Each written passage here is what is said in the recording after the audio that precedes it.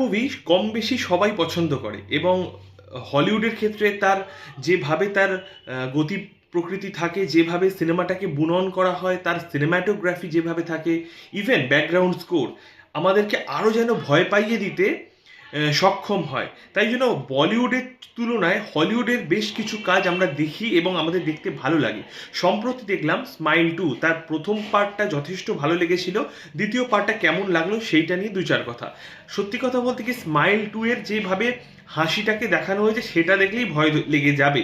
আর যারা এই ধরনের মুভি দেখেছে, যে সাইকোলজিক্যাল থ্রিলার, তাদের ক্ষেত্রে এটা কিন্তু খুব নতুনত্ব কিছু নয়।